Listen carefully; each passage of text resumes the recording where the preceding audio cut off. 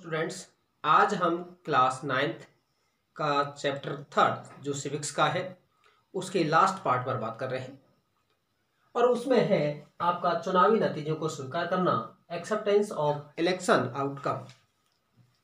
देखिए, चुनाव का जो अंतिम कार्यक्रम होता है, हमने पहले सारी चीज़ें बताई कि कैंडिडेट को किस तरह से निर्धारित करते हैं। उसके बाद में है उनका कैंडिडेट का है आपका अंतिम चयन किया जाता है। उसके बाद नॉमिनेशन होता है, इलेक्शन होता है, इलेक्शन के बाद है उसका रिजल्ट आता है। तो ये सब कुछ है निष्पक्ष और स्वतंत्र चुनाव पर निर्भर करता है। यदि आप निष्पक्ष और स्वतंत्र चुनाव ना हो तो जो शासक दल है, चाहे वो स्टेट गवर्नमेंट हो चाहे वो आपका केंद्र सरकार हो, वहां पर शासक दल है वो हमेशा है वो विजयी होता रहेगा। आप देखते होंगे कि यहाँ बहुत बड़े ताकतवर भी प्रधानमंत्री रहे हैं, जैसे इंदिरा गांधी है या जवाहरलाल नेहरू हैं या मोदी जी हैं। तो यदि ऐसा ही रहे तो जो आपकी हम कहें जो शासक वर्ग की जो सरकार है वो ही हमेशा है हर इलेक्शन में है वो आपको जीतती रहेगी। लेकिन यहाँ पर ऐसा नहीं होता है। आप चुनावी रिजल्ट को देखेंगे तो बहुत बड़ा यहाँ पर डिफरेंस आपका नजर आएगा। आप देखेंगे भारत में राष्ट्रीय स्तर पर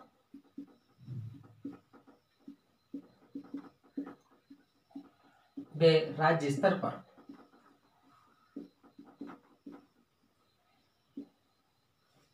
देखते होंगे जब तीन इलेक्शन होते हैं तो दो में आपका तीन में से दो में जो मेजोरिटी अर्थात जिसकी सरकार होती है उस सरकार शासक दल की सरकार हार जाती है।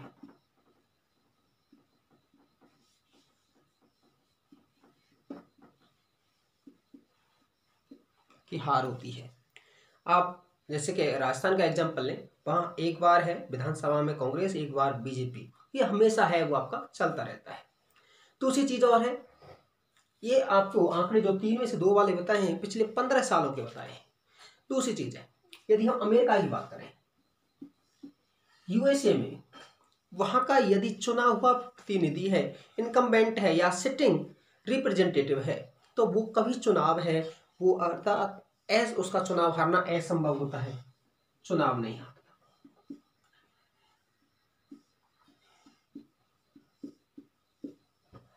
लेकिन भारत में देखेंगे कि आपका जब भी सत्ता परिवर्तन होता है, आप उसके शासक दल अर्थात जो निर्वर्तमान है, अर्थात उसके पुराने जो विधायक हैं या आपके सेंट्रल गवर्नमेंट की बात है तो सांसद हैं, आधे से अधिक हार जाते हैं। यहां तक कि छोड़िए, वो अगर मंत्री भी हैं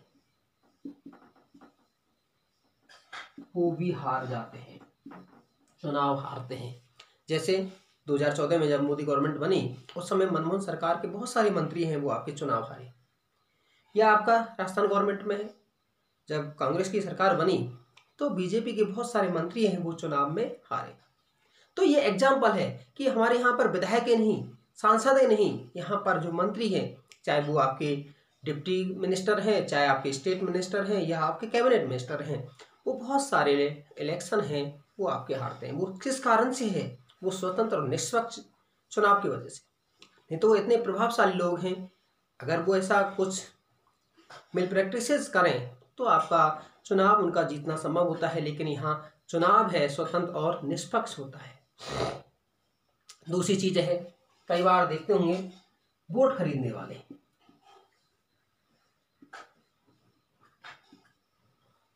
वे आपराधिक प्रवृत्ति वाले,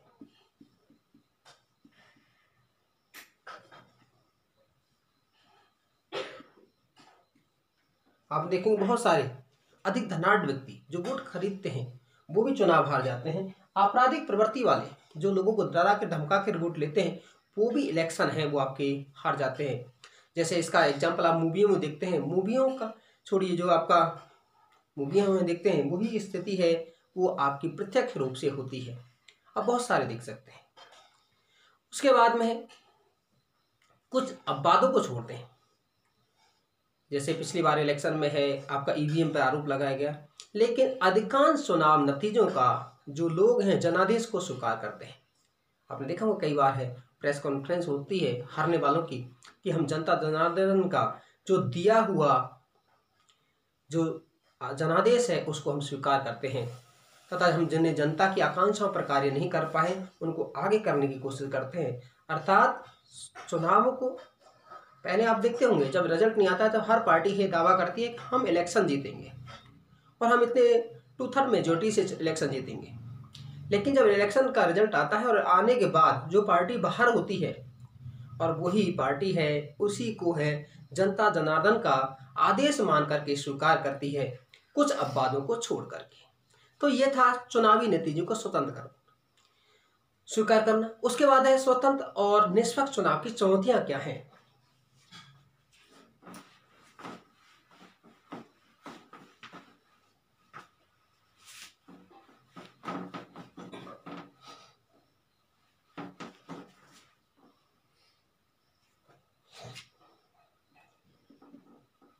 स्वतंत्र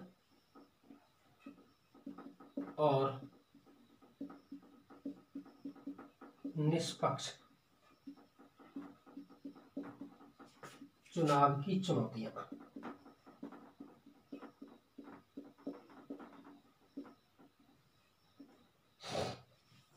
चैलेंजेस टू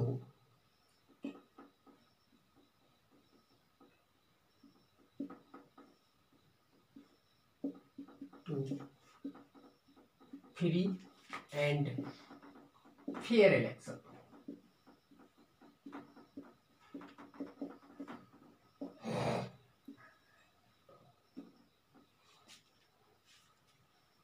आप देखते होंगे कहीं जगह है आपका न्यूज़पेपर में आता होगा कि चुनाव में है धांधलियां हुई हैं। उस तरह की बातों पर हम बात करते हैं कि भाई किस तरह से ये सारी चीज़ें कि चुनाव स्वतंत्र और निष्पक्ष होते हैं। लेकिन ये सभी क्षेत्रों में कहा, जैसे कि लोकसभा की सीटें हैं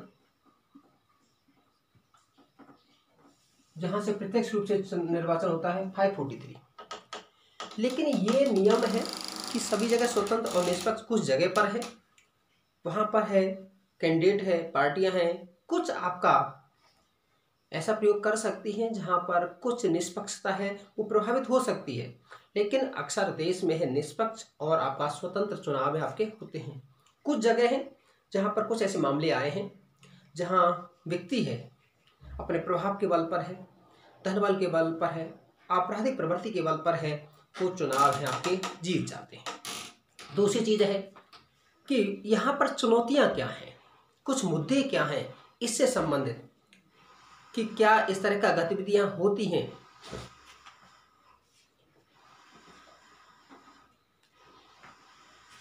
पहला है पैसे के बल पर।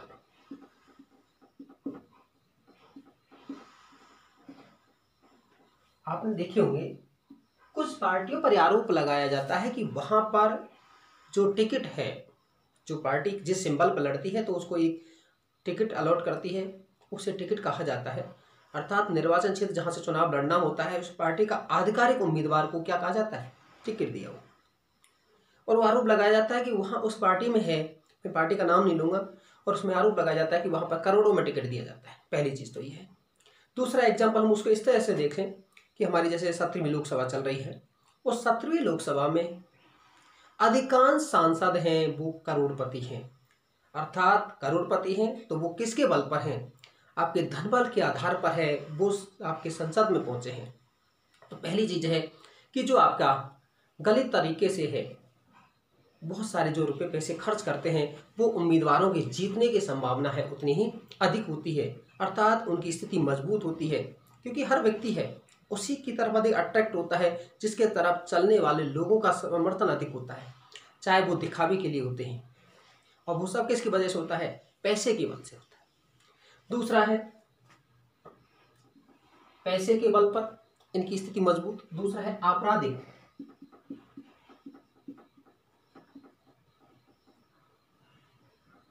आपराधिक पृष्ठभूमि।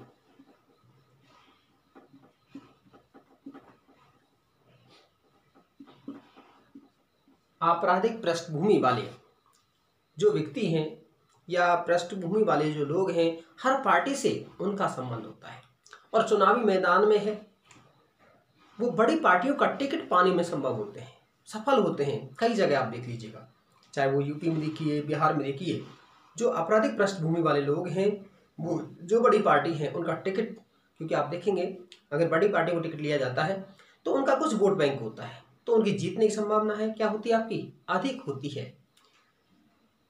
अगली जो उसकी चुनौती है, मुद्दा है, वो है भाई भतीजावाद, अर्थात हम ये कहें कि परिवारवाद।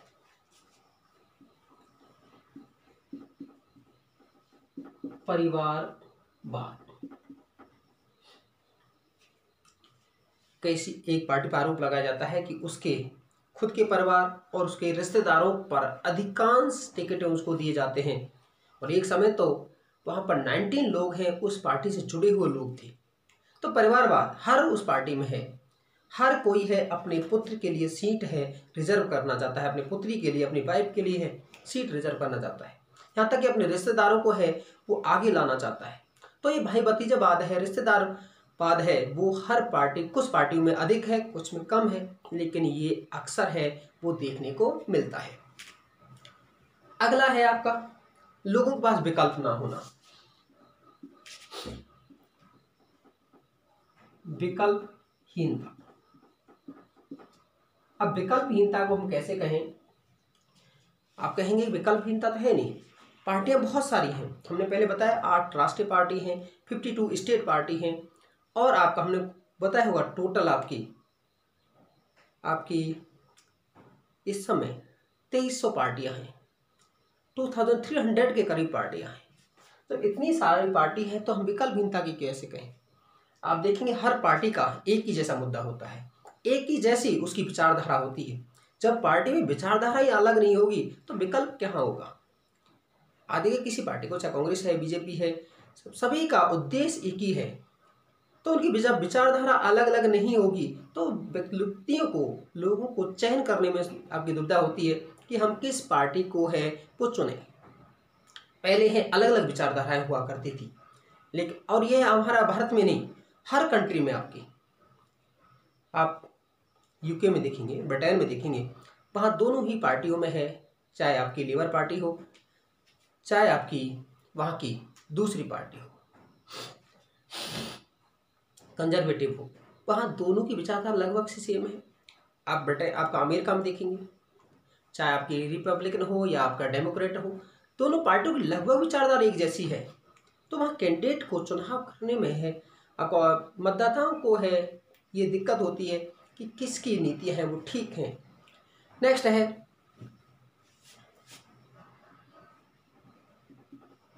बड़ी पार्टियों की मजबूत स्थिति।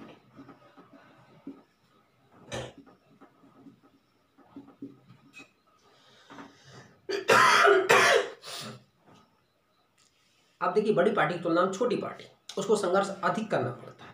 जो इंडिपेंडेंट कैंडिडेट होता है, जो स्वतंत्र उम्मीदवार होता है, उसे अधिक संघर्ष करना पड़ता है। जीतने की संभावना है बड़ी पार्टियों को अधिक होती है। आपकी स्वतंत्र कैंडिडेट और छोटी पार्टियों को है उनकी तुलना में संघर्ष आपका अधिक करना पड़ता है, क्योंकि उनका संगठन इतना अधिक मजबूत नहीं होता है, लोगों में पहुंच भी इतनी अधिक नहीं होती है, तो बहुत सारी पैसे का भी उनको समस्या होती है। आप देखेंगे अब वर्तमान में लोकसभा की सीट, उसमें लोकसभा में है बड़ी पार्टियों पर अधिकांश सीटें हैं, छोटी पार्टियों पर सीटों की संख्या बहुत कम है। दूसरी चीज है, और मैंने कहा ये सारी चुनौतियां हैं इंडिया में अकेले, देश में नहीं है, ये समस्या है वो आपकी लगभग हर देश में है। अच्छा, कुछ समस्याओं को इन समाधान करने के लिए चुनाव प्रणाली में है बदलाव करने की मांग है नागरिकों, सामाजिक संगठनों, हमारे विभिन्न नागरिक समूहों और विभिन्न दबाव समूह हैं, वो मांग करते हैं, और उनकी बहुत सारी जो उन अपेक्षाओं को है वो सुना भी जाता है। अब उसे अंत में हम थोड़ा सा और बात कर लेते हैं। कुछ टर्म है जैसे चुनावी धांधली।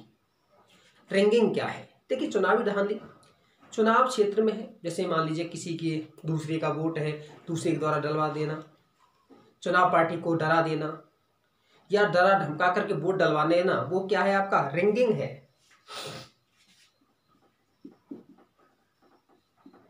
रिंगिंग है।